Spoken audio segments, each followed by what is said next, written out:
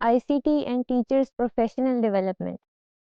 इस मॉड्यूल में हम ये देखेंगे कि आईसीटी के रेफरेंस से टीचर्स की प्रोफेशनल डेवलपमेंट किन डायमेंशंस पर होनी चाहिए, क्या आइदर उसके कोई फ्रेमवर्क्स या कोई स्ट्रेटजीज या इस तरह की पॉलिसीज़ मौजूद हैं या नहीं, और अगर हैं तो वो कौन सी हैं। First of all we will have a background overview कि कहाँ से ये बात स्टार्ट हुई। फॉर एग्जांपल कि डिजिटल टेक्नोलॉजी और डिजिटल एज की बात है, डिजिटल लिटरेसी की बात है। Since we are talking about digital literacy in the 21st century, essentially हमारे टीचर्स को who need to train the future generations, they need to be well equipped with digital skills. और उसके लिए फिर teachers की डिजिटल कॉम्पिटेंसी को उनकी professional development का हिस्सा बनाना, that should be essential part of the policy and the programmes that we are offering for teacher education. तो बैकग्राउंड में हम बैकड्रॉप थोड़ा सा देखते हैं कि यूनेस्को ने इस आईसीटी के प्रोजेक्ट को लॉन्च किया इन 2000 बैक इन 2008, जिसमें कि आईसीटी सीएसटी यानी कि information communication technology competency standards for teachers जो हैं वो दिए गए। और इसमें कुछ स्टैंडर्ड्स को आउटलाइन किया गया जिसमें उनकी पेडागोजी, कोलैबोरेशन, लीडरशिप और इनोवेशन, स्कूल डेवलपमेंट के डायमेंशंस में आईसीटी के रेफरेंस से यूज़ को डिस्कस किया गया। फिर 2018 में यूनेस्को ने एक आईसीटी सीएफटी यानी कि आईसीटी का competency framework for teachers propose किया। और ये basically it is a version 3 of the tool and it is a guide for pre and in service teacher training on the use of digital technologies. किस तरह से teachers को digital technologies को use करना है अपनी प्री सर्विस और in service training के प्रोग्राम का ये हिस्सा है ये फ्रेमवर्क। और इसमें काफ़ी ऐसी गाइडलाइंस हैं जो कि पॉलिसी और स्ट्रेटजी का हिस्सा बन सकती हैं। तो let's have a look at what are the dimensions या what are the elements of this framework.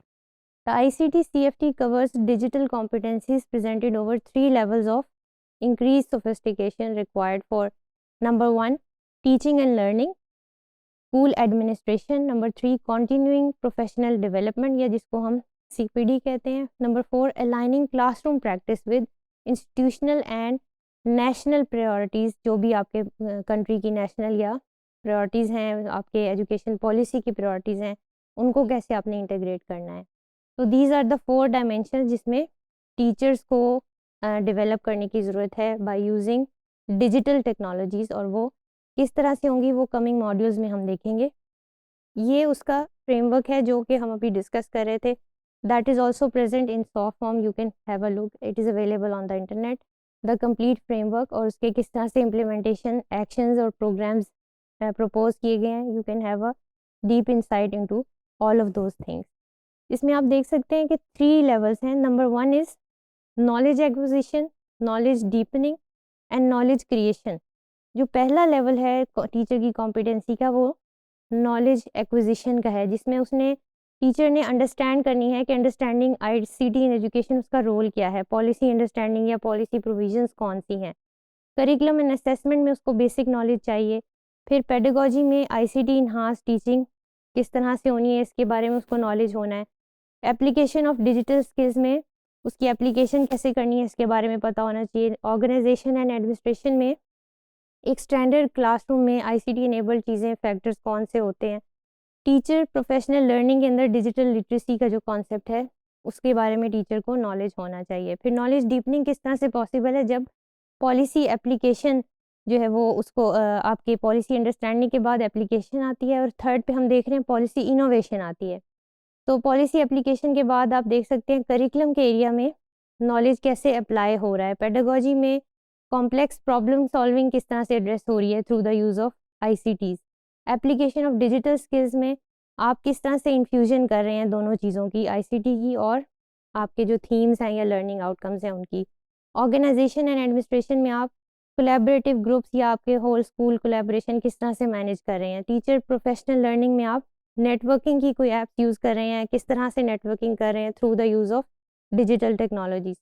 Knowledge creation तब होती है जब पॉलिसी इनोवेशन की तरफ आए, और policy innovation through the use of ICT tools होनी चाहिए।